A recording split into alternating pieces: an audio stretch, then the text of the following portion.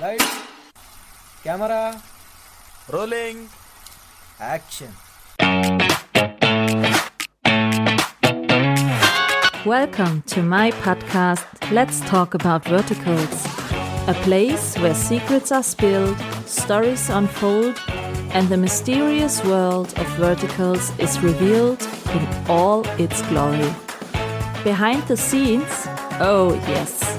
Exclusive insights, absolutely. Eccentric characters, you bet. So pull up a chair, pour yourself something suspiciously strong, and prepare for a conversation you didn't know you needed.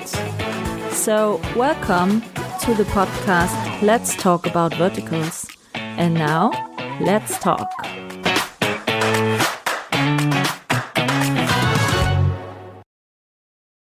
Hello and welcome to my podcast, Let's Talk About Verticals. Today it's a kind of special episode because we give a spotlight to an event that happens 2 times per year now.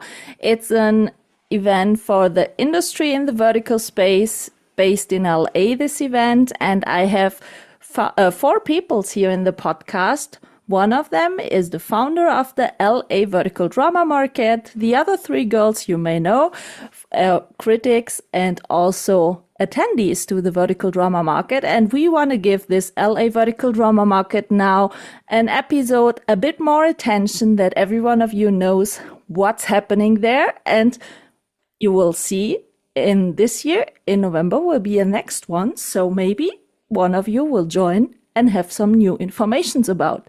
So I'm saying hello to Dana. She's the founder of the LA Vertical Drama Market. To Dahlia, you know her already from the recaps. To Caitlin, you know her also from the recaps. And to Sarah from the Philippines. Welcome to the podcast, ladies. Hello. Hello. Hi. I've never been to the LA Vertical Drama Market because it's a bit far from here to Germany. And to be honest, I heard last year a bit of it. And when it happened this year in May again, I heard a bit more about it. But I'm sure that there are people out there who haven't heard about the LA Vertical Drama Market yet, or not much. So Dana, I would be more than happy if you can introduce yourself and tell us about what was your intention for this LA Vertical Drama Market, for whom is it, and what is the idea behind it? Yeah, sure. Hi, everyone. I'm Dana, and I founded LA Vertical Drama Market last year, and already we had 2 editions. The idea was to build the industry around verticals, because right now everyone is talking about verticals. You can see new articles popping up like every week, but like let's say like 1 year ago, it wasn't that big. Like it was just starting, and as I was working on sets, I saw a lot of people who were hopeful about this format.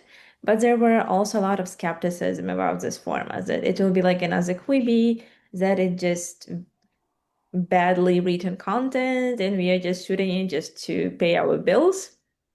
And I saw potential in this format. I wanted to build industry about it. And like it wasn't a space in the US where people can learn about verticals, where they can talk to each other beyond that, and where they can just meet other creators who also want to elevate the format, who wants to do something amazing with this space. So that's how Vertical Drama Market started. And to be honest, it was a very big undertaking for me. Like the very first time like I saw about it, it was like I thought about this in the end of 2024, and I was like, no, like it's too big. I won't be able to pull it off. And then I started doing monthly mixers, and people started to come. They wanted to learn about this format. They wanted to mingle with people who work in this space. And I was like, okay, maybe I should do it. And I'm very glad I did. So it's kind of, let's say, business meeting platform in person, where people can join whatever they are doing in the industry. I mean, as I saw so far, I watched through the panels you did in May and stuff. There are a lot of different type of crew members, also business people in this industry. So what was your, let's say, target group for this one? I would say that we target different audiences because like the idea is to have like the way I'm trying to build a like vertical drama market is like console market but for verticals. Like everyone goes to cons to learn everything about film industry, meet Yeah. people, sell their movies, show their movies on Cannes Film Festival. That's what I'm trying to build with LAVDM as well. I would say that we have like two like three different segments of target audience. First one are those people who already work in the space and they want to mingle with other creatives. They want to learn more. They want to get new projects, get new gigs, sell their shows. It's one group. Another group of people are the people who uh, just heard about this format and they are like recent graduates, college students. They are coming to learn about this format, like everything there is. And there is a similar group, but a bit more experienced people, those are like Hollywood people who worked in the industry for 20, 25 years. And now there is vertical boom, vertical evolution, and they don't really understand what's happening. And they know that they need to adapt. And it's, I would say that it's just a bit higher level people who also want to learn about this format.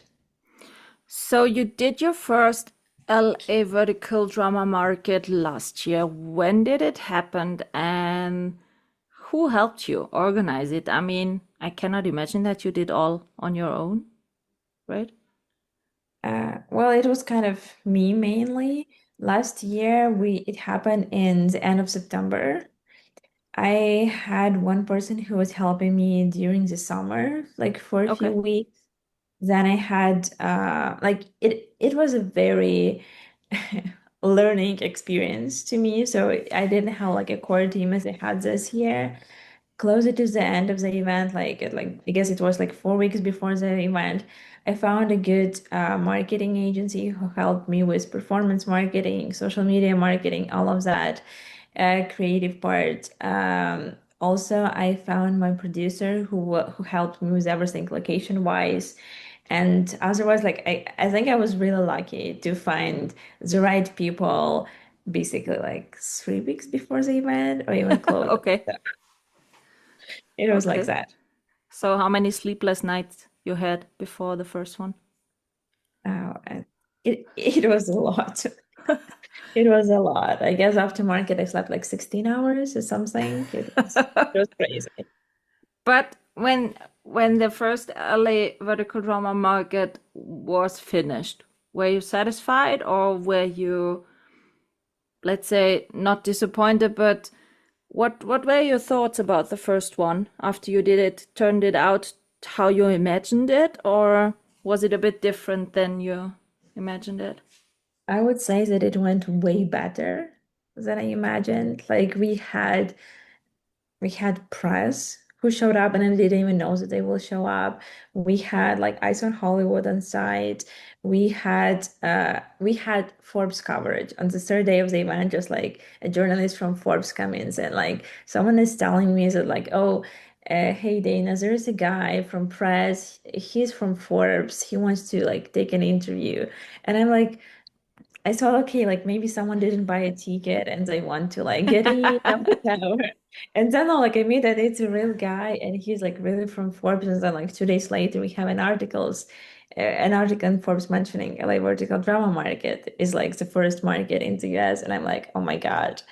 It was yeah. I think that like all the work that I've put through, it paid off in a very unexpected way.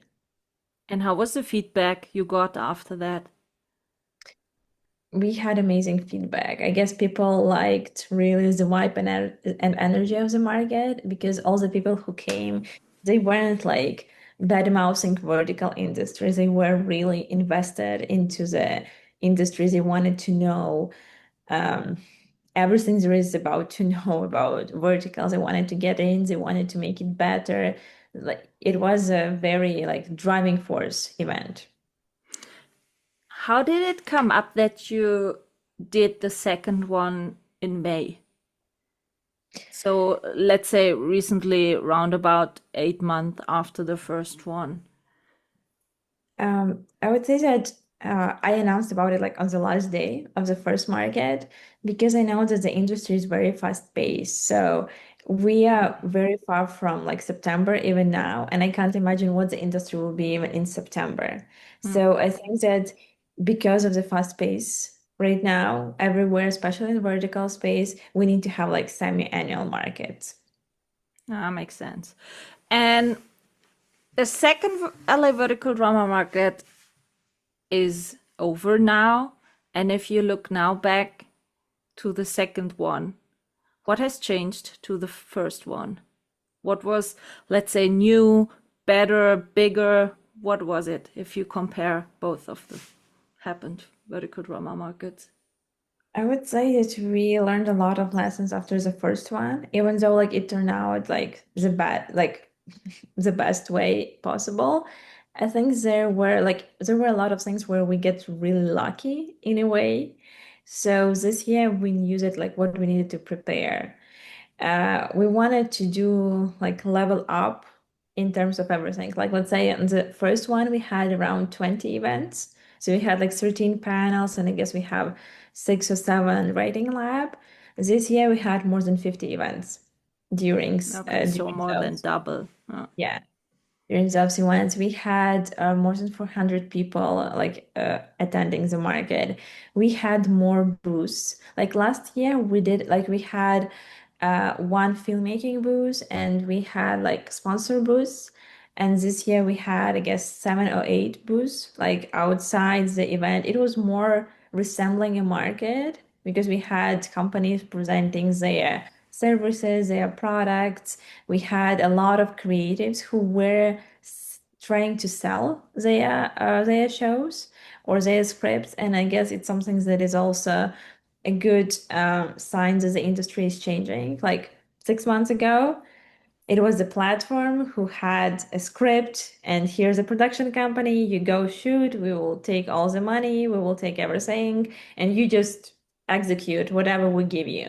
Right now, a lot of filmmakers, especially the ones who were doing short films, who were doing indie features, they like instead of doing that, they okay, like I can do a vertical. So they are coming up with their own scripts, with their own production teams, and they deliver like a pretty good quality of verticals right now.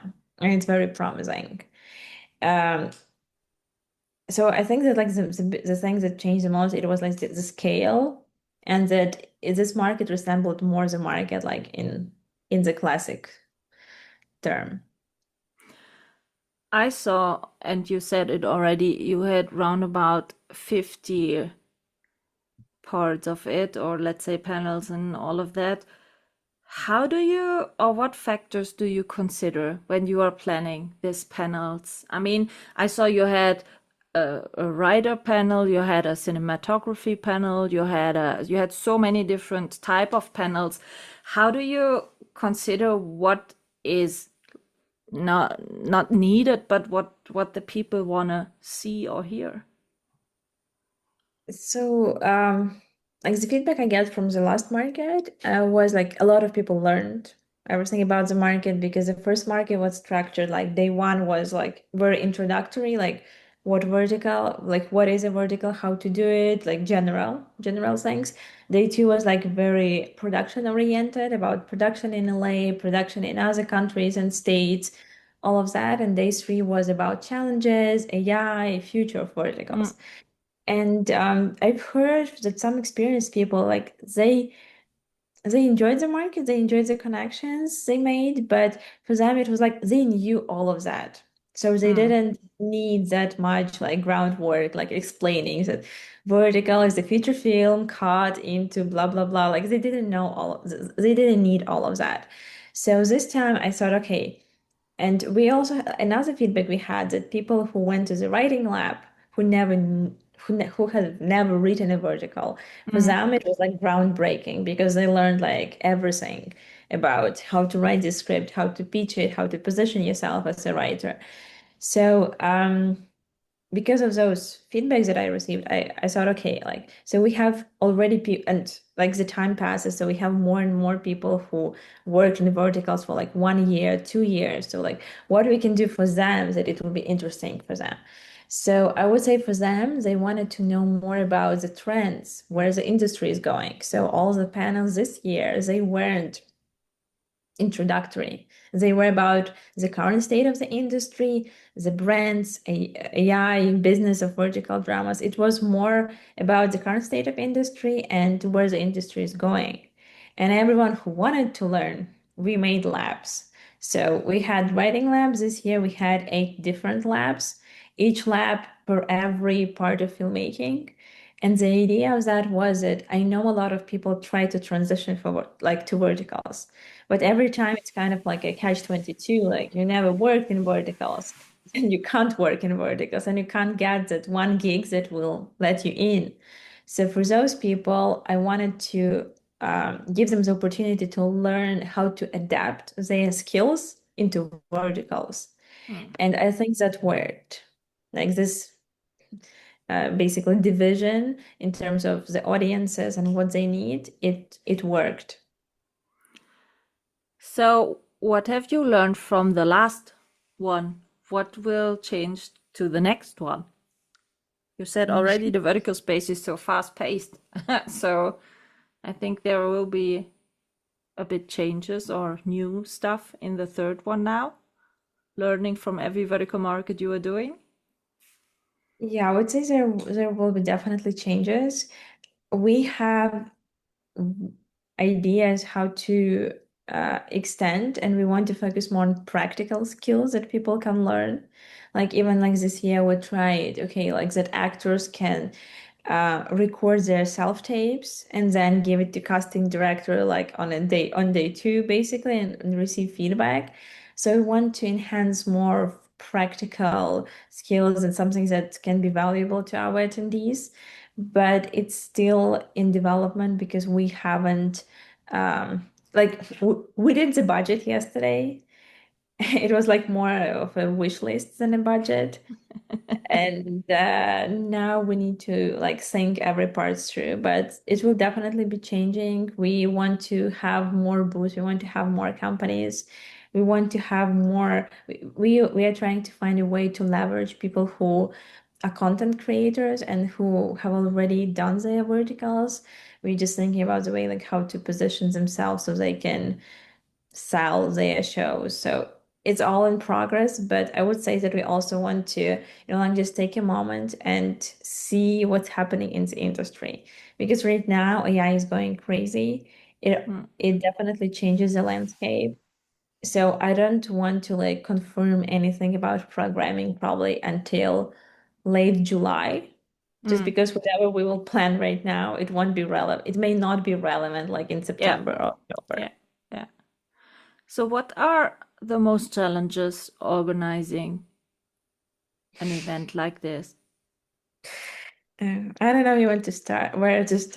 I would say that it's another full-time job, which isn't paid. That's the first thing.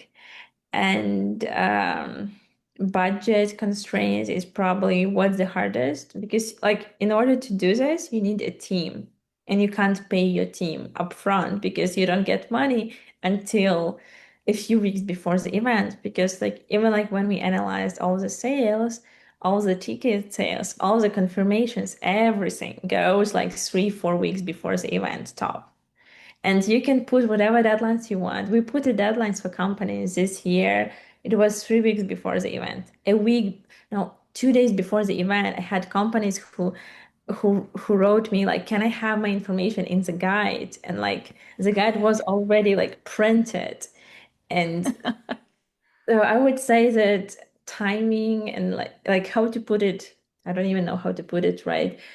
The biggest challenge is money versus time because time Yeah. is always against you in this place. And another thing that happened to me this year was basically two things. First of all, that a lot of speakers couldn't confirm until the very last minute Okay. because they shooting. We wanted to have more actors, directors, producers. And like, oh yes, I would like to do that, but if I have a show, I will cancel. And you can't announce properly people. Like we were announcing, but it was like we can announce and then the person can cancel. Mm. It wasn't a very good thing. And what else? And another thing was that a lot of press people were interested in this year's market.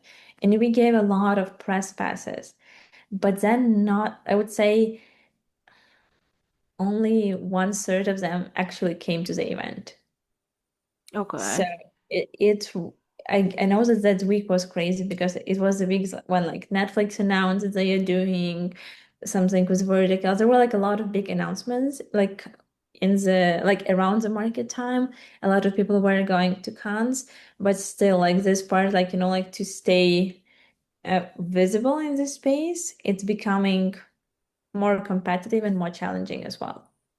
So would it be helpful or more helpful for you to finance this event with sponsors already? We had some sponsors for this event. I would say that sponsors are more interested in this space than like last year, Okay. but still like it's not that much of the interest that can help you significantly. Okay. How is the reaction, or were there also people from platforms interested Yeah. in the LA vertical drama market Yeah.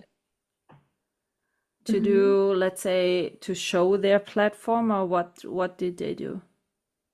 So like we had some platforms. We had MovePix, who was our sponsor. They also had a booth.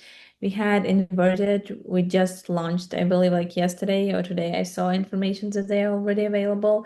They also had a booth. We had my platform, also like Vert-I-Go Media. We also had a booth. Other people from platforms, they were as the speakers, as they were like Okay. regular attendees. But I would say that the interest from platforms is almost like the majority of interest comes from US platforms, other platforms who are like newer players. Like this year we had Dramabox because I feel like Dramabox they try really hard like to understand the US audience. They want to grow. They have a lot. They hired a lot of like US writers, producers, directors. But there are some platforms who I feel like they aren't interested in the industry at all. For Okay. them, it's more as business of content. They understand how it works. They know all the secrets. They don't want to share it, like not even on the panels, because they think that they are winning this game.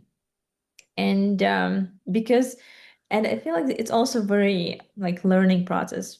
Like we are still like in a very emerging phase as the industry. And probably like the lesson I learned this year was that like you can't put the same rules like as like let's say like Huntsville market has or AFM to vertical space because it's a different space. It's a space on the edge of technology, entertainment, and even human behavior. So like it won't work. So like I guess it's like you always need to be adaptable and have open mind to change the strategy if you need to. If you wouldn't have a budget restrict, what would be a part you would love to have on the vertical drama market or would love to do on the vertical drama market? What I would love to do. Yeah, what you would love to have. If I can grant you a wish, what would it be for your vertical drama market? Um, I would probably take a week and I will mix it. So I will have industry market and I will have a proper vertical festival where we will screen a lot of different verticals, where we will invite cast, directors, producers of every show. We will talk about vertical shows. We will watch and then we will talk about it. It's something that I don't believe it's really happening. It's just starting. We will have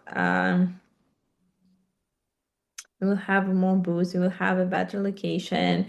We will have accommodation offered to people who are coming from all over the world because we want to, like, even though like everyone is going online, I still believe that offline brings different value.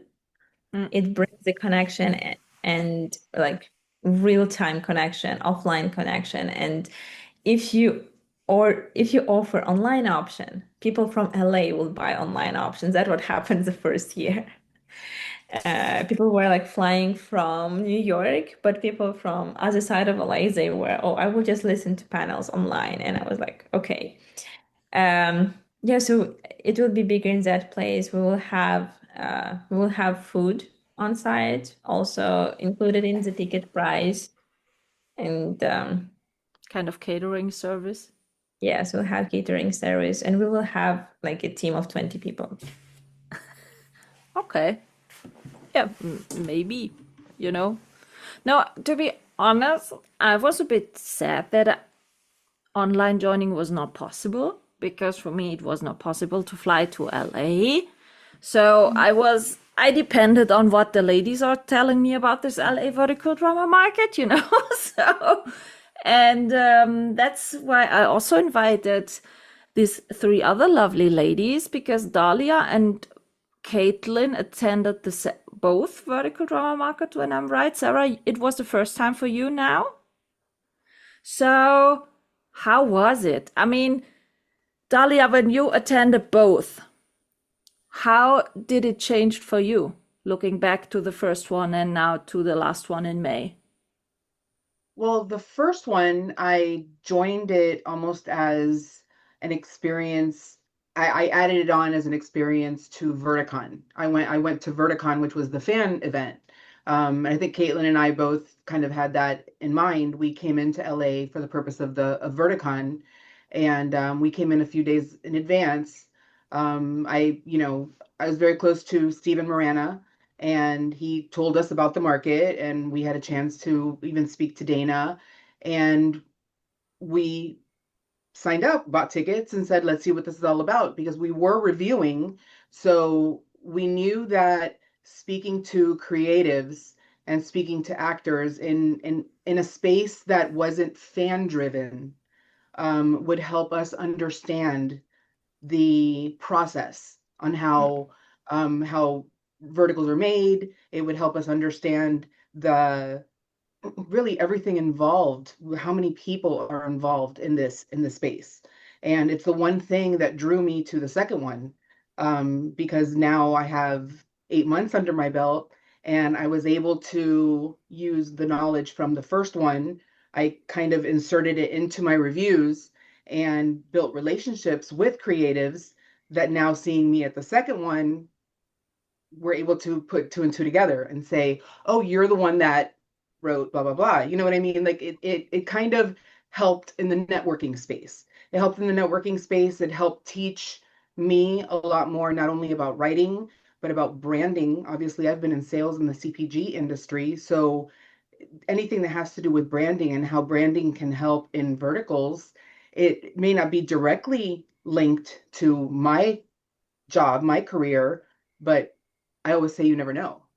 You know, Yeah. I never want to walk away from something and say, oh, I don't need to learn about that. I rather learn about everything. So why wouldn't I take something that I am in and something that I love, and if there's a chance to blend it together, 100% every time. Caitlin, you have also been on both, right? Yes. Yep. What was the thing you learned from the first and took out of the second one? The first one again was like Dahlia said, definitely the networking, but also understanding the industry and how it ticks, for lack of a better wording.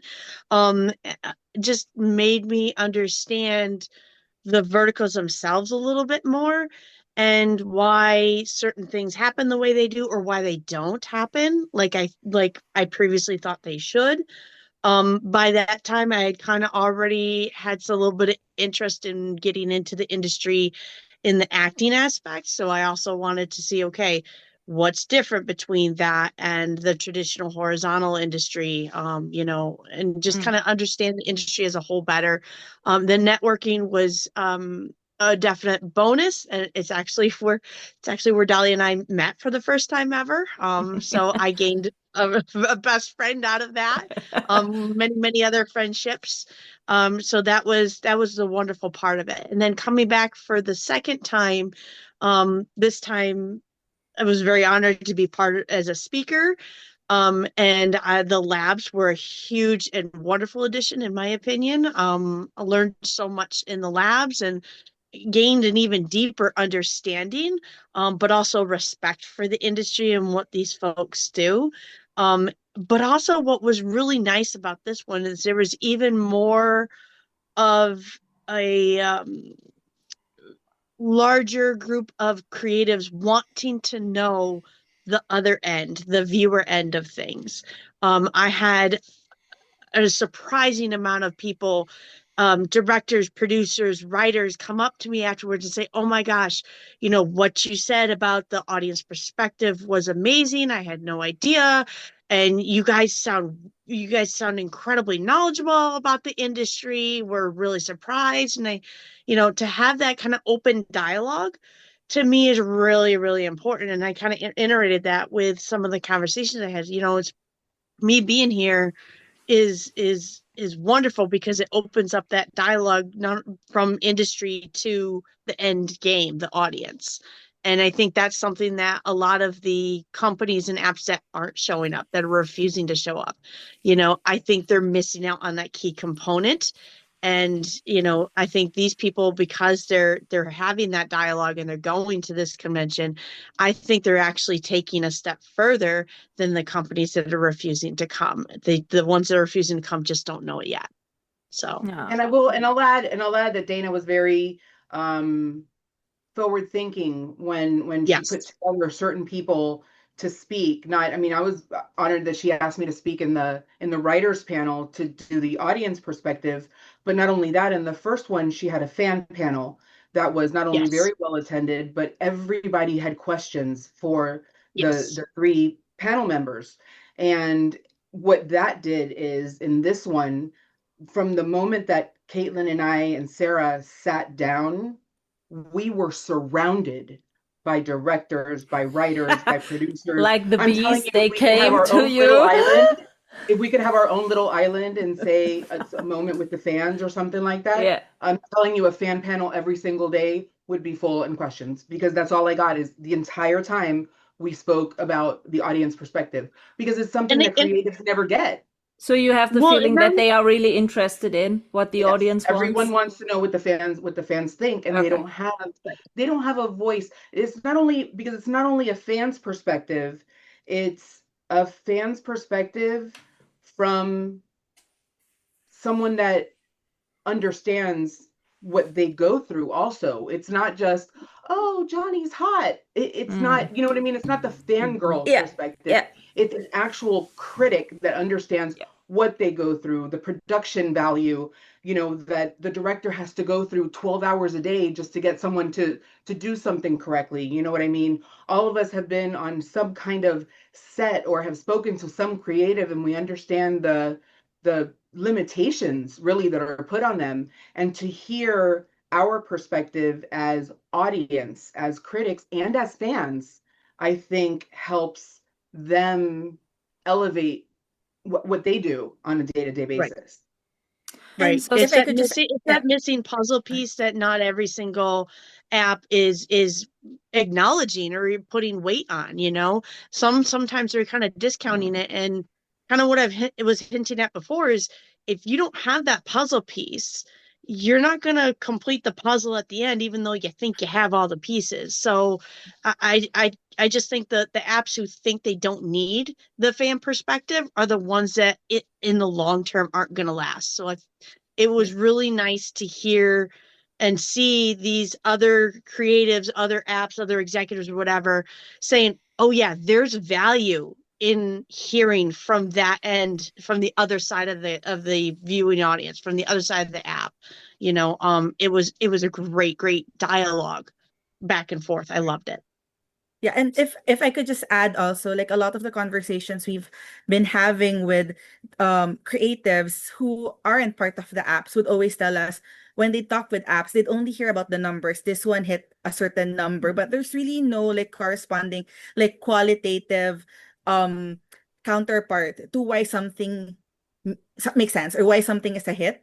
And so when they talk to the audiences, they have a better understanding as to why something actually gives the clicks, something actually gets like the watches and the views, and they're like, oh my gosh, you're the person who actually clicked on my show and made it successful.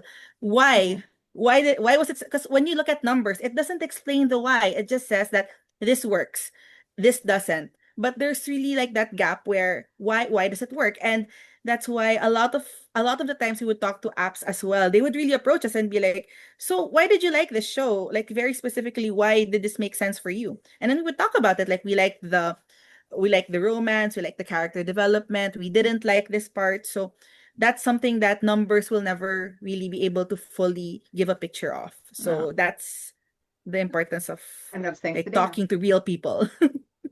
And So I would Sarah, like, I have a yeah, question Dana. for Sarah. I'll come back to you in a few. Sarah, you joined the first time the LA Vertical Drama Market in LA. With what Yes. expectations you went there? So I'm already good friends with Dahlia and Meg, who were at the first vertical drama market, and they've been telling me about like the kinds of like substantive connections that they built during their first experience and my background. So just without going too deep into it, my background, I'm really an industry analysis, economic growth policy person in my day, like in my day job, in my career. I do industry analysis, economic development for creative industries in the past. Like I've handled the creative industry sector for almost 8 years. So I always say that like half of the reason why I got so hooked into vertical dramas is because I see it from an industry perspective. I saw how it was so globally present, like how the Philippines, like I would always watch it and be like, oh my gosh, the Philippines could definitely, have a space here in this industry because the Philippines, we love our drama. A lot of the stories, a lot of the tropes are similar to the tropes that are big hits in the Philippines. And when people would talk about the excessive slapping in verticals, I'd be like, oh, it's just a regular day in a Filipino telenovela. So it's just like it was so fascinating for me that every time I would watch a vertical, I would always make parallels about how these are things that make sense in a Filipino household when they watch. And when you look at data like that was published in 2024, you'd see the Philippines was number 3 of real shorts of view downloads. The Philippines would always be like the top 5 of downloads of the app of vertical drama apps. And that's where I would always come in. Like I am such a geek when it comes to industry numbers, economic figures, and all of that. Dalia knows this so well. So I always come into that with that perspective. And so when I was planning a trip to LA, I was debating like there are so many events that are being put up right now that are trying to bring in like different perspectives on the industry. And when I was looking through each and every one of them, I really thought that it was the LA vertical drama market that made the most sense in the way that I like consuming my content. And I'm not saying that just because Dana's here in the call with us, right? But No, I can You attest. paid That's her. exactly how she decided it. Dana, yeah. you paid her or what? no, I paid full price for my ticket. Just kidding. Just kidding. So it was really something that when I looked into it, I was like, okay, this is really something I want to go into. I really want to understand where this is going. Is this something that, is sustainable? Is this something that makes sense for me to continue pursuing? Because I've been in my own time. So this is not my day job. This is like literally a side quest of mine. So like my side quest right now is really talking to Filipino creatives, talking to the Philippine government about how great investments in vertical drama could be for the Philippines if we just like try to get out there and like understand what's going on. And so when I saw the program of the vertical drama market, I was like, okay, this makes so much sense for me if I want to continue convincing, Filipinos to really be part of the industry. And I was so lucky because I met Filipino vertical drama app, Bitsy Play. They are the first Filipino app built ground up So the technology, everything, they built it themselves. They did, because like a lot of the apps anywhere in the world, they would buy IP from China or from an existing technology provider already, and then they will just populate it with their stories. But Bitsy Play is so serious about how they want to position themselves as the space for Filipino creatives to, you know, place their stories. And I felt that it was a match, it was a good match. It was easy for me. So they sponsored my trip. They sponsored my trip to the LA Vertical That's Drama Market. nice. It was the easy, yeah, right? It was the easiest thing for me to build a concept note for, because I was like, this is what you're going to get from me when I go there. I'm going to be able to meet these directors, these producers, these apps who might want to have Philippine content in their apps, so that we can further, like, spread how great our stories are. And actually we have a meeting with Dana's with Dana's app as well. So I got to talk to Becca. During the time when I was walking around the booths, I got a great conversation with Becca going on. And so, like, these are things that I feel I would not be able to get in other events that were there. As much as I love the organizers, as much as they're my friends, as much as I think I would have a great time, like, hanging out with the actors or meeting fellow fans in those Yeah. spaces, Yeah. when I look at, like, my personal motivations and where I see myself in this space and how I see myself growing in the space, I really felt that with my business perspective, with my business economic perspective, like, the vertical drama market was such the perfect place for me to understand not just the LA space, but the global impact of verticals. And I loved that you had a panel on the global vertical market perspective, because it was just further, like, affirming me that, okay, yeah, I needed to be here. I needed to listen to the Brazilian, perspective. I needed to listen to Wen speak on how it was in China. I needed to listen to all of these different perspectives.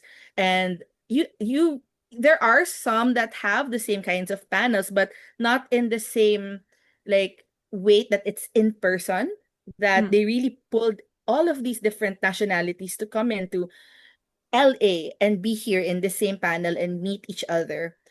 So that was really cool. And that was my deciding factor. That was really my deciding factor. It was really that it was very business minded. It was very industry minded, and that was fun. That was fun for me as a geek. So it was So not the yeah. last time you joined the LA Vertical Drama Market? I hope not. I hope not. Dalia's really trying to find a way for me to be there in November. So uh um so like I said, this is not my day job. This is my Yeah. side quest. So I do need to make sure I have enough leaves left in the year to go to the November one. But I think it could work out. Let's see. Let's see. It was worth my while. I do think that it was worth flying from the Philippines to understand the industry, because there's really not much, like, interactions of the same level for verticals in Southeast Asia. There are similar conversations that happen in like within certain fora, like within the Asian TV forum, or like the different storytelling or media forum in the Philippines, like 80, I think it's ATF. But, like, just to be, like, specifically and only about vertical dramas, that was such an experience. That was such a worthwhile experience for me to check out. Dana, was there something in a panel or in a lab talked about you yourself didn't know about the space? Did you learn from your own event also? No, to be honest, I didn't have time to sit on any panel. I think I was running around like every day. So I'm just like hearing what other people are saying. So I'm glad Did you they count enjoyed your it. steps you run every day? I couldn't stand by the end of the day because we also had like happy hour and everyone was like standing and walking, and but I'm glad that people learned a lot. That was like one of the goals I had. So How did you how did you try to get the feedbacks about the market, that you have opinions about it? Maybe, let's say, some answers to grow the market, in which way you should grow, or what is more needed or wished for?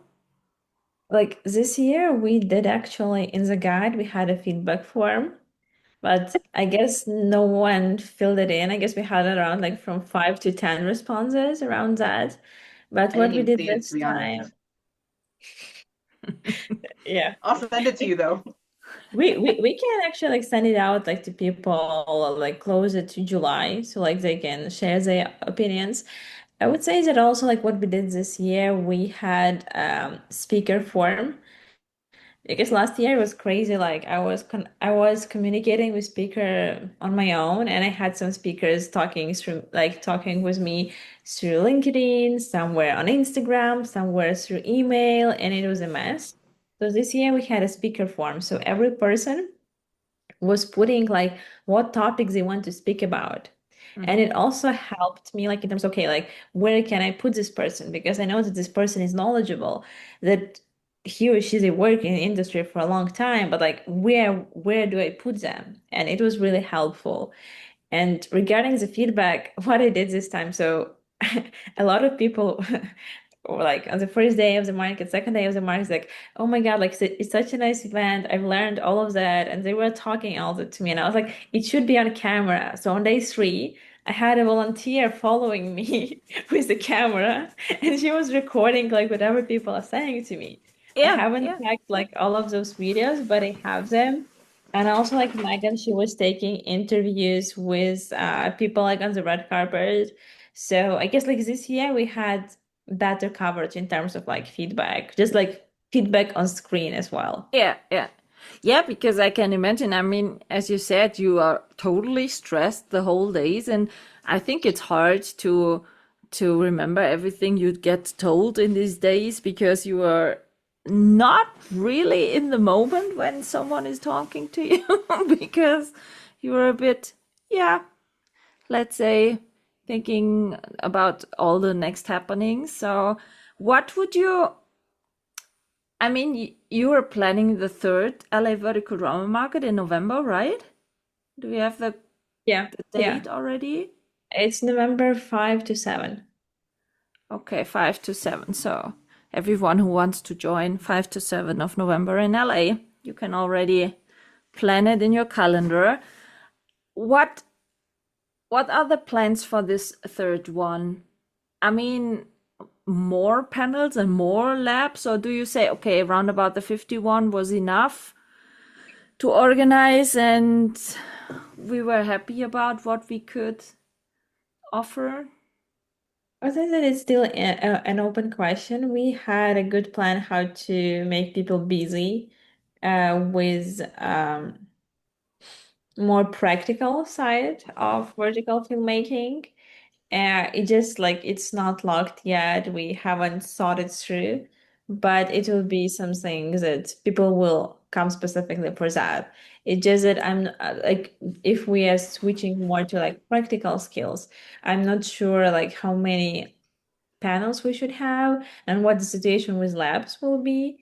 I don't have like 100% answer for that right now. Yeah. And I want to see what's happening in the market. What? I can definitely say that we'll have more of AI stuff. So you want to do more What? You kind don't of have a plan yet. workshops? Come on. You have a list. I have a You're budget. good. I have a wish list budget twice as much as we had last year. So let Only me see. 5 months left, Dana. Yeah. So that's the thing. I was never an event planner. And when I did first event, okay, like I did first event, I knew that I needed to do a second one. But after the second one, I realized that it's like a merry-go-round which never stops. And I need to go to do like every 6 months new events. And some people were asking me like on day three of the market, like what you will do for the next one. And I'm like, please I don't talk don't to me know. about the next market for the next 2 weeks at So you least. need a PA or what? No, actually, like what I need a team. So I had a good producer, I have a good person with communications and like speaker communication and programming, but I I need more people. I've already put it out in my mind like who I need to have, but I haven't figured out like the whole thing yet. So if anyone of the industry let's say, who already is in the industry in any type of working, is interested to be a part of the LA vertical drama market, what should they do They so should reach that they out to can be me part? and they should tell me what they want to do, and then we will figure it out. I guess the biggest problem with the market is that a lot of people, they like the idea, they want to help, but it's not on top of their priority. And at some point, like I can't work with people for whom the market isn't a priority, because then it's like I need to like I've tried to work with some people that I'm like, "Oh, yeah, like we will help you," and they were offered money even, and it kind of like I need those emails sent by 12 p.m., not at 9 p.m., because it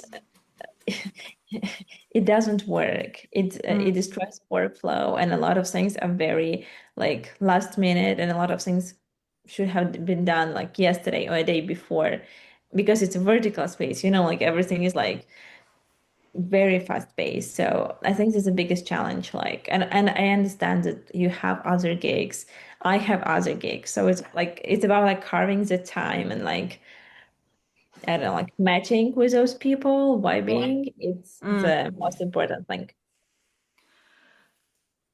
I saw this year that, for example, Amo Pictures joined the LA vertical drama market, so I had the feeling that a bit more and more also the Europe people came over to your place.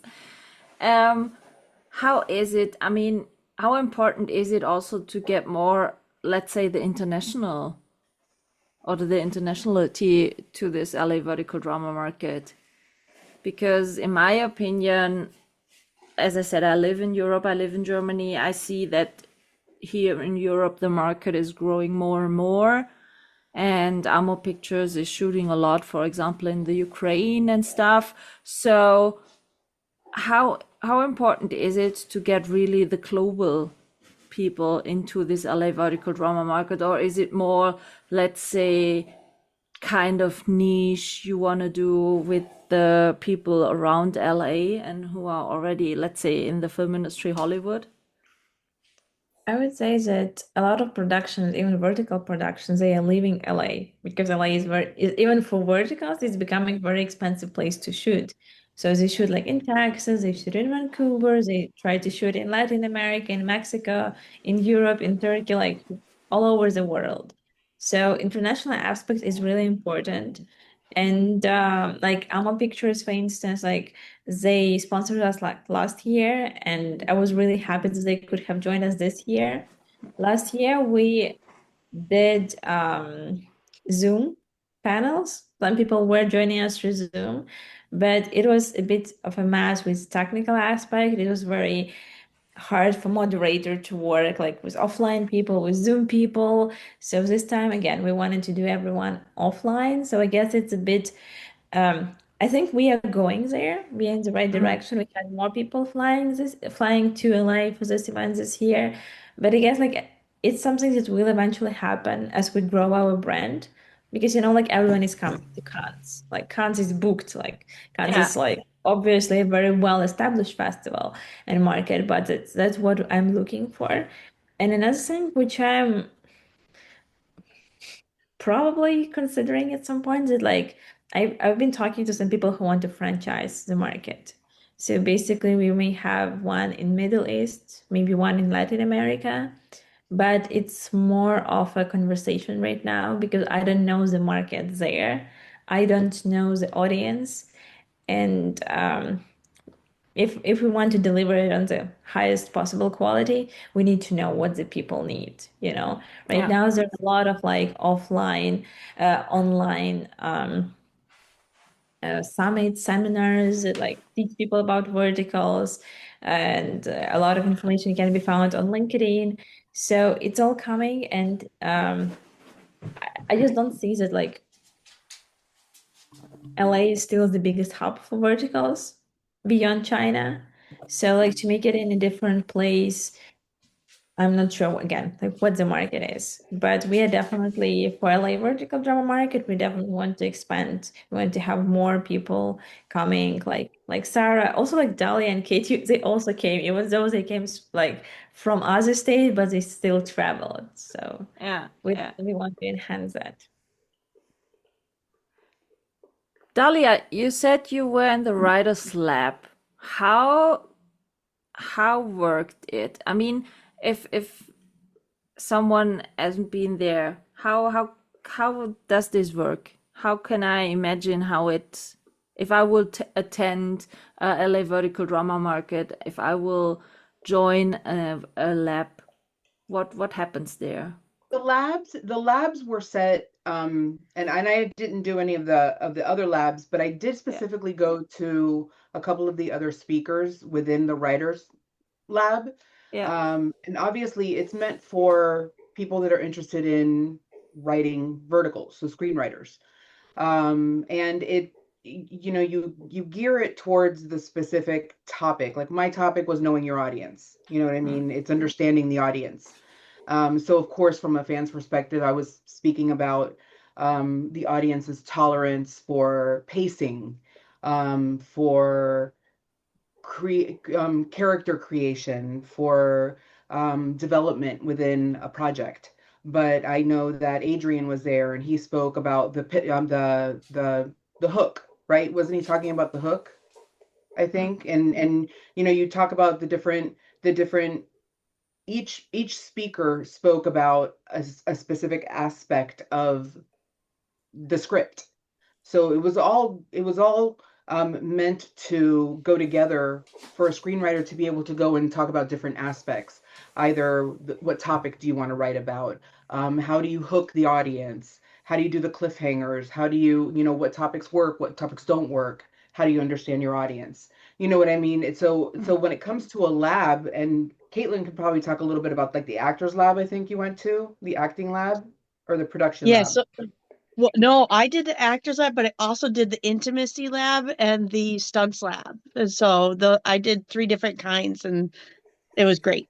So I'll let you finish Did you yours get and to then do I can talk about stunts? mine. Yeah, and I really think that the labs were kind of meant to be able to give a person that's going to learn a specific thing. Again, from a fan perspective, we tried to attend, like I tried to attend as many panels as possible because I wanted to speak about, I mean, I wanted to learn about the business of verticals.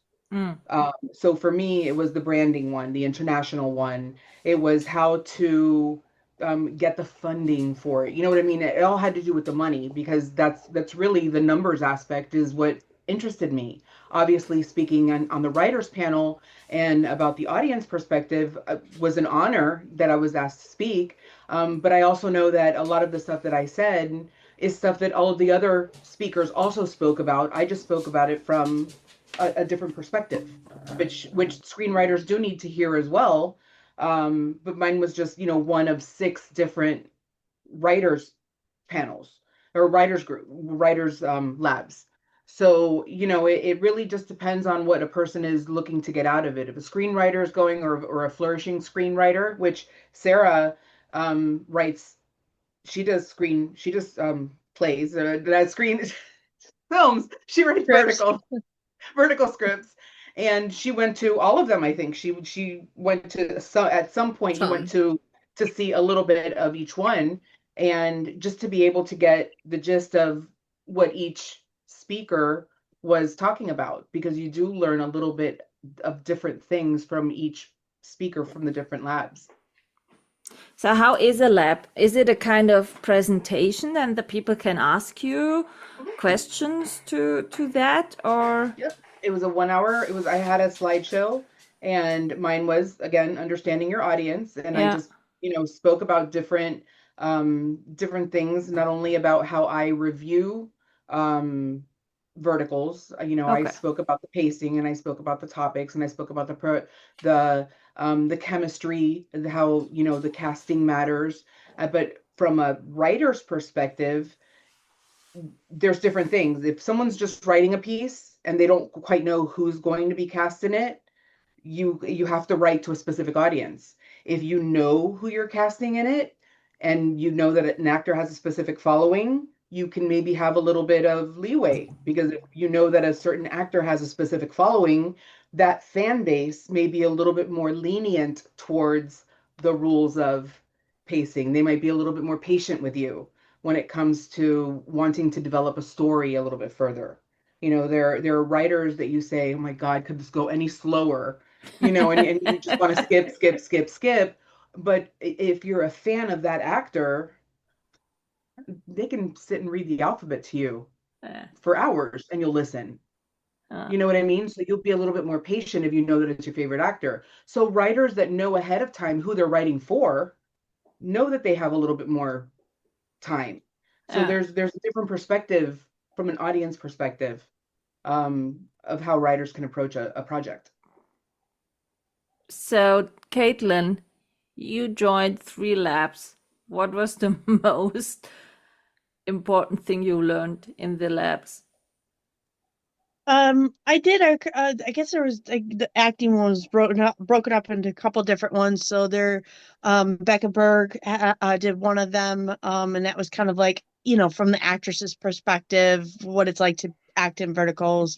There was a casting director, just the acting labs were really nice. I really liked them, especially I didn't leverage it, but Dana spoke a little bit about it earlier, where there were sides available where you could kind of do like a tape, an audition tape, and submit it and have it reviewed. I didn't leverage that because I don't feel like I'm quite there yet, like I'm quite ready. But it was nice to see it, to understand what they're looking for, what casting directors are looking for, what agents, managers are looking for, what their role is, the difference between an agent and a manager and a casting director. But I have to admit, the two best ones, I think, were definitely the intimacy lab and the stunts lab, because those folks actually, for example, the intimacy folks, there was 3 intimacy coordinators in a lab, and they brought all their equipment and showed us how scenes work to make it look like something's happening, but it's really not.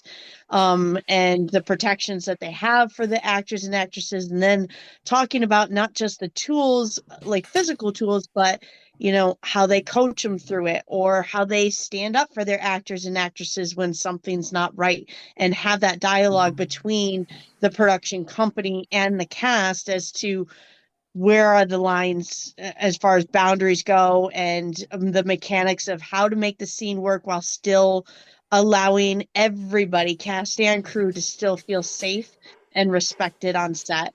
That lab was just amazing. We also kind of played with the room that we were in, and went through scenarios of, okay, how would we do a scene in this room? What angles would work and stuff like that. That was fantastic. And then you get to the stunts lab and you learn about, again, how those stunts are carried out, different angles, how to make things look real, but they're not really happening a certain way. To hear some of the stories, both good and bad, from not only the lab speakers, but also people who are also attending the lab, and kind of troubleshooting, those problems, using those scenarios to learn from, and how to approach the same scenario going forward, maybe a little bit differently. So those 2 labs, I think, were highlights for me. But I definitely think that, like Dana spoke about earlier, I could see them evolving to even more practical, hands-on type labs. There's definitely room for that, in those types of areas. But I really enjoyed all the labs. So great experience, great education. Sarah, what was your favorite to attend? Well, I love Dahlia's. Just I am not being biased. So like Dahlia's lab was Sure. on the last yeah, it was on the last day of the market. And every time I would mention that she was speaking at the lab, everyone I would talk to would be like, "Oh, I'm really looking forward to that." And they're right to be, looking forward to that, because it's a perspective that, again, not a lot of creatives have the opportunity to, you know, um to hear about, especially since Dahlia has consumed so many verticals. I mean, all of us have, but you hear a lot of people, like when you ask them how many verticals they've watched, they've probably watched probably 50, 100. So we're up like in the thousands already. So Yeah. this is a different we're not normal consumers. So just to hear, like, out of all these thousands that you've watched, what makes a good vertical for you, it's a good perspective to have. And the way that Dahlia did it was great. She also had a lot of audience participation. It was very interesting to like hear that. I also enjoyed, so I was able to drop by a lot of the different, I even dropped by the director's lab. I have no plans to, be a director, but I just wanted to hear what the directors have to say about the experience of directing a vertical, because I like hearing about the experience, especially to say the reviews, and I really enjoyed the one with Casey. Actually, his went overtime a bit because people had so many questions as well, for him, and that was great. I also got to listen to Ira. So I really loved hearing the perspectives of the directors in the director's lab, because they're the directors I watch. They're the Yeah. directors I like to watch. So it was, aside from like the script, the screenwriters, I just like to see how did they execute it. It was really fascinating, because that these people are filming what, like 40 pages sometimes, for a banquet scene or a day. But like the sheer speed of how they're filming these verticals. I loved hearing how the directors like strategized it, and like went about filming in a diff in an industry that is done so differently from how it's taught in film school. um so just seeing, just like hearing how they were able to kind of be more innovative and really make the story so interesting for us to watch, was super fun. So I didn't sign up for the director's lab, but I'm glad I dropped by the different like sessions. But like Dahlia, I also loved the main panel. So I kind of had to slip out of a lot of the labs, even Dahlia's. I stepped out of Dahlia's lab because it kind of overlapped with the indie verticals panel, which I really wanted to listen to. So yeah, I think the panels are really well curated. I have to give Dana props for that. So yeah. Yeah, I think, or we all know that. I mean, we see it every month when we are doing our monthly recaps. There are people in the industry who are really interested what the audience wants to have. So I think it's really great that you had the opportunities to speak and to join the LA vertical drama market. And Dana, I want to ask you one thing. What do you think is needed in the vertical industry to improve?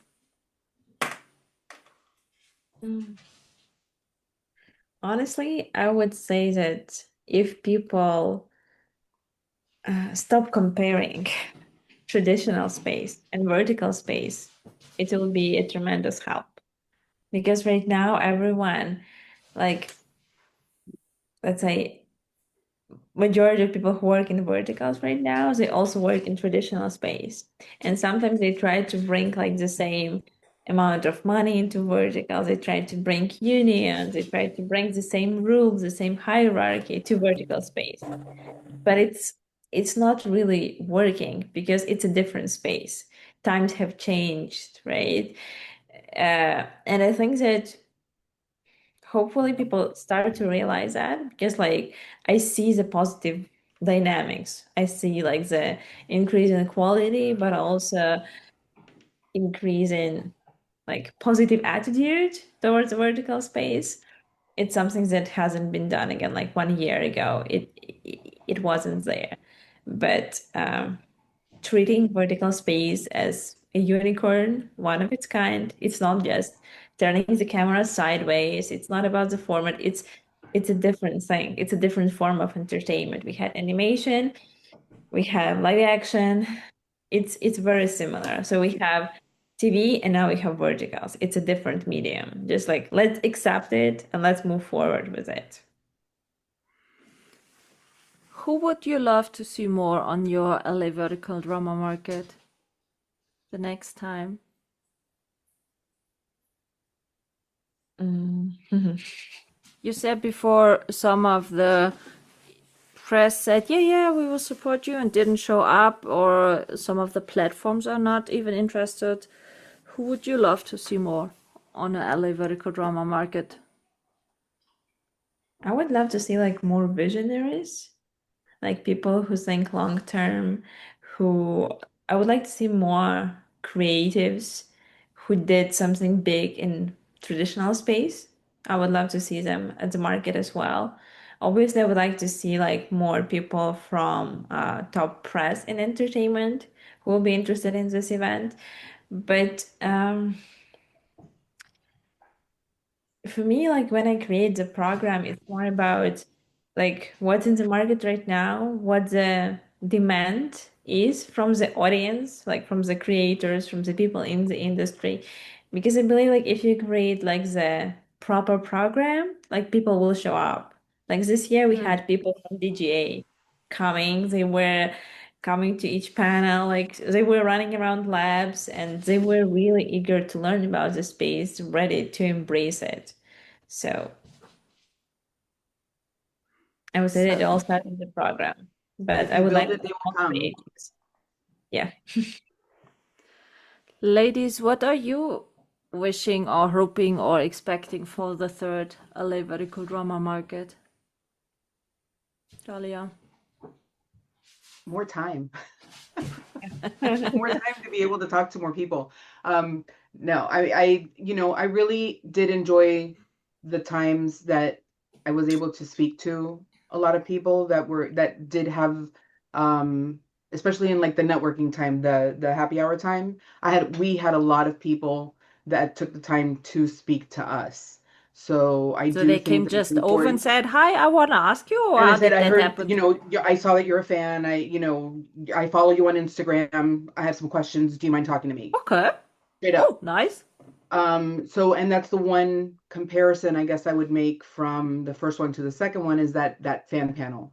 I think that, the fan panel was important. I don't know how you can make it different so that you can focus on only specific categories and maybe only focus on specific views, let's say to do with story content as opposed to viewing preferences, or you know what I mean? But I think that even if you were to poll creatives on what they would like to ask audience, and it doesn't necessarily have to be us because we're here, but you do have a few consumers of the vertical space that you can pull from to give some kind of an opinion. So I think that the fan panel or a panel that will allow creatives to ask questions of a category that they maybe want to learn more of would benefit. But that's the only thing that I would say, because I really wish I had an additional day, that where the panels were just spread out just a little bit, because I felt like I was running from one place to the other. That's the only thing that I would say is the timing aspect. I just felt like there was a lot going on and a lot of people couldn't see everything they wanted to see. I But, would like me, I wanted to see every aspect of it. I Where think a like screenwriter may only care about the writing lab, so I'm only talking about someone who I'm nosy, I like everything. it's a very good point, and I guess it was like one of the challenges for us because we know that we wanted to give like a lot of value, but also that we had limited time. But on top of all of that, it was um, like on the backstage, it was like, how do we keep people Of in course. the space without them leaving? Because like last year, what we had, people were going, they were leaving, they were setting up meetings together like somewhere else, and we needed to keep people there. And what was interesting for me is that this year we had a lot of people like staying around, and like happy hour it wasn't over, like we needed to basically kick people out because they were still staying, they were talking, and some people after that even go to a bar to like I don't know where they get their energy from, but um anyway, that was a big challenge. So I guess this time when we see that people are like staying more, maybe we can try doing something different, but it's probably, like we want to create FOMO. So what you are saying is like, yes, you wanted to go and like, okay, great. Of It's course, yeah. working. You definitely created it. You definitely created it. What's your wish, Caitlin? Um, I really liked the second one. I wasn't too bothered by the pacing, only because like um I I knew there was going to be more vertical drama markets. I had already been to one, so didn't feel overly pressured. If I did miss one acting lab because I was having a really good conversation with a script writer, and a Hollywood producer who's interested in getting into the vertical space. And so I'm okay with that because I feel like sometimes some of the connections or a different lab or whatever can serve you well. So I was good with that. As far as something I would like to see, it's something that Dana just said she already has in the works is making the labs a little more, particularly the acting one, a little more hands-on and practical. So like, practicing certain scenes, or maybe the writers can practice writing a script or whatever, and just more practical bits. But it sounds like Sherry has that in the works. But I love the first one, and then I went to the second one, and I was like, wow, this is even a Better. million times better, and I don't know how it can get any more better. Like I am continually impressed, and like I said, I get what Dahlia's saying, but even with my lab, so I was or lab panel, I was the very first panel. It was the evolution of verticals. um, I still had a lot of people come up to me afterwards and, say, hey, I really appreciate the fan perspective from vertical evolution aspect. It was also really nice to have that like I keep going back to us being able to have that dialogue between the industry and the fans. And I just want to point out I think one of the most special parts about the lab that I kind of would love to see an expansion on is that dialogue, because during my panel there actually was a scriptwriter that said, "Yep, the data says audiences want abuse to women and slaps and stuff." And I said, Surely not.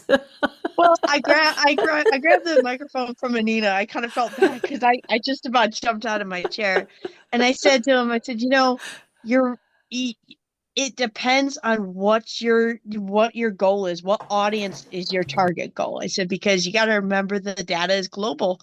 I said, if anybody in this room, if your goal is to hit the US audience, I'm going to tell you right now, that's not going to work. But if you're going to try to hit a global, fine, whatever. If you're going to try and hit Eastern culture, that might work. Europeans, probably not so much, and then Americans, definitely not. Like I said, Yeah. you can't just, so opening that dialogue, and a lot of people came up to me afterwards and said that specific point when I called out that script writer, they were like, wow, you actually made a really good point, because I hadn't thought about that.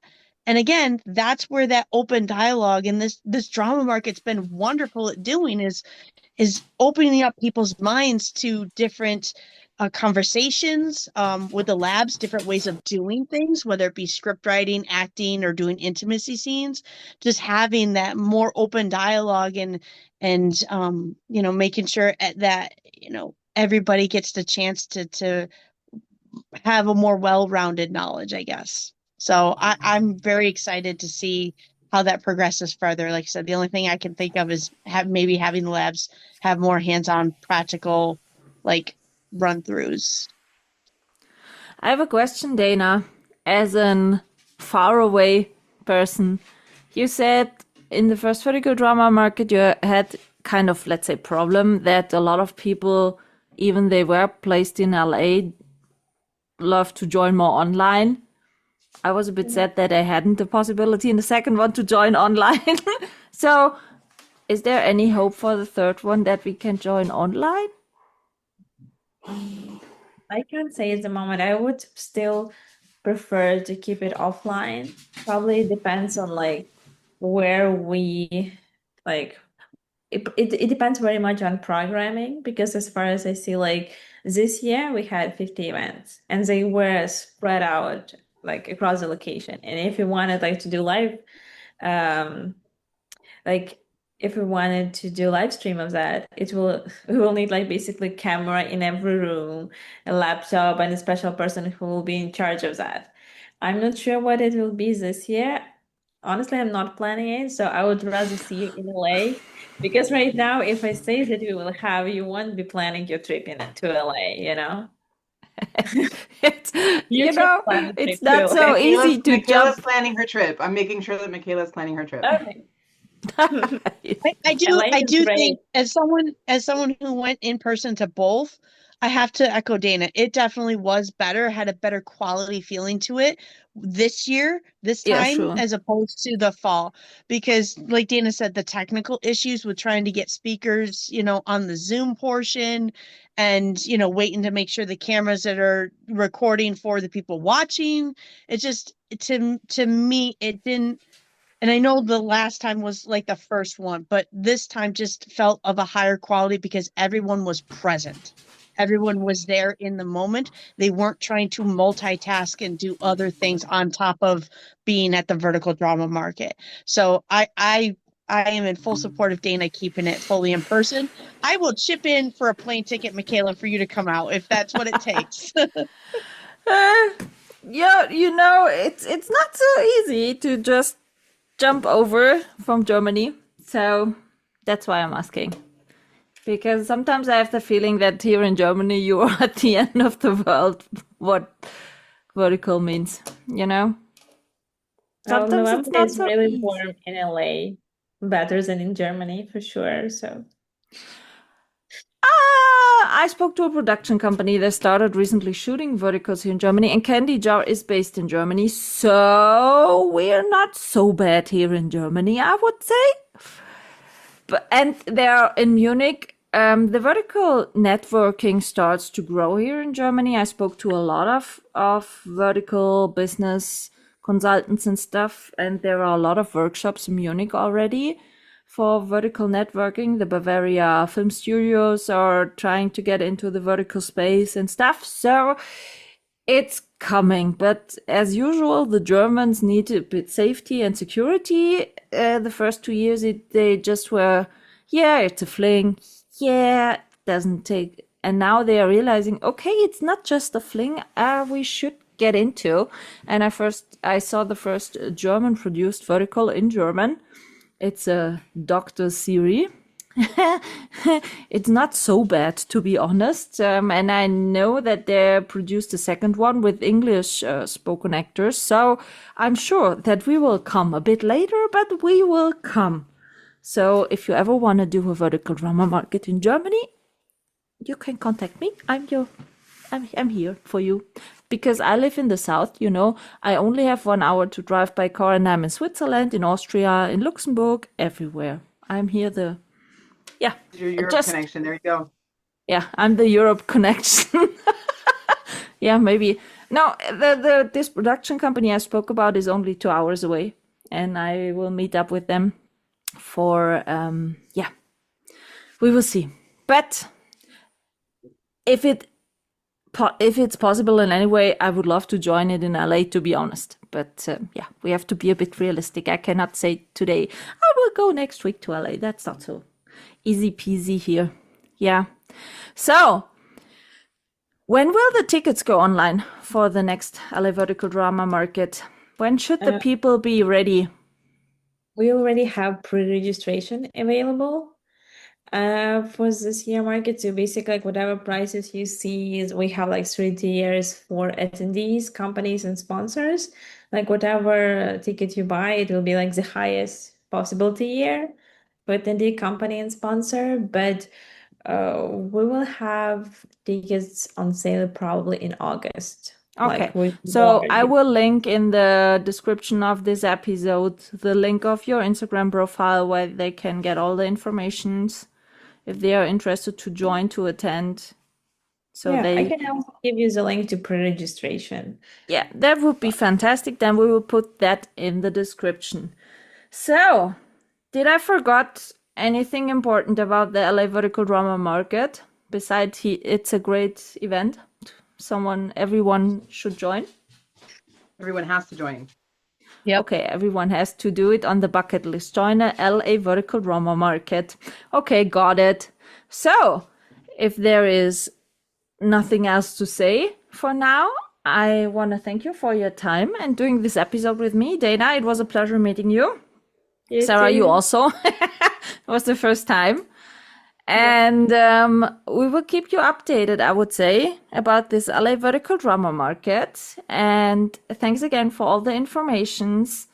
If someone has more questions, you can contact Dana on the LA Vertical Drama Market Instagram profile, or you can contact me. I will send it over to Dana. And thanks again, ladies, for this lovely conversation. I wish you all the best. Thank you for having And us. talk Thank to you you. soon. Thank you, Bye. everyone. Thank you. Bye. See you at the next Bye. LA Vertical Drama Market. See you in November. Thank you, Sarah. November. November Bye. 5th. Yeah. Bye. Thank you. This is a wrap on this episode, and I hope you tune in again.